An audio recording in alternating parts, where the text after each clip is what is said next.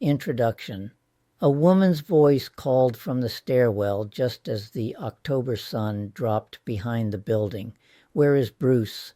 I stepped into the hallway. A white woman stood on the stairs, looking up at a tenant named Danny who was coming down the stairs. My stomach tightened. This wasn't the friend I'd been expecting. My friend was black. So was my girlfriend, who might not have known I'd switched apartments.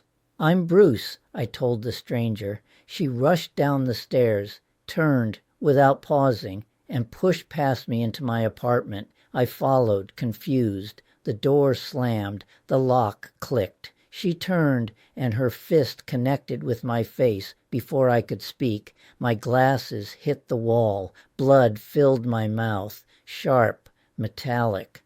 I stumbled backward onto the couch as her fists kept coming, splitting my cheeks, crushing my nose.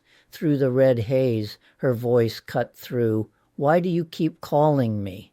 I could taste blood as I asked emphatically and with confusion in my voice, "Who are you?" Voices filtered through the walls, tenants, witnesses, but inside the assault continued. My body moved on instinct, not to fight, but to get her out. Some instinct kept me from even fighting back to defend myself. Some ingrained idea about not hitting a woman. In 30-odd years, no one had ever attacked me. Not like this. Only my parents had ever hit me. My hands, slick with blood, found her arms.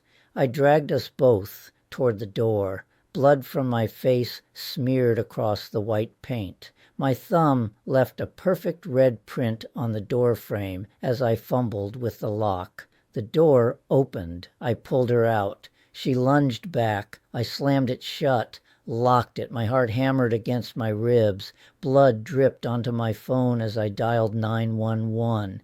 "We're sending police. No paramedics," I told them. The police needed to see this. Document it. Photographs of what she'd done. Joachim, a tenant from down the hall, pointed me to the bathroom mirror. I didn't recognize the face staring back. Blood ran from deep cuts across both cheeks. The dark green shirt I'd put on that morning was now black with blood. My shorts, socks, even my sneakers, all soaked red. "So you don't know her from Adam?" Joachim asked when I returned to the hallway. "I have never seen her before." The officers arrived while blood still dripped from my chin. They took my statement, questioned the witnesses. By the time they finished, the police had never photographed my injuries, and they had sent the paramedics to stop the bleeding and clean me up, despite my pleas for them to photograph my injuries for a future trial. There had to be a record of their need to call the paramedics, right? As they prepared to leave, resigned like me that we'd probably never identify my attacker. A phone rang. Not mine. Behind a stack of books. A cell phone. It must have fallen during the attack. It must have been her phone. "Maybe this will tell you who she is," I said, handing the phone to the police officers. The officers left with the phone.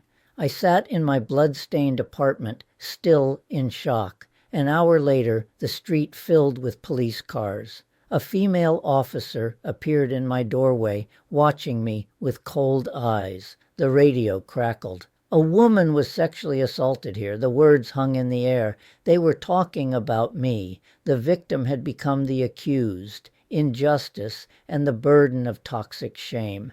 Her name was Anna Ensaf Amador Rizzo, my landlord's wife. In the space of 2 hours, I'd gone from assault victim to sexual predator in the eyes of the law. A lifetime of integrity, a career spent helping trauma survivors. None of it mattered now, but the false accusation was just the beginning.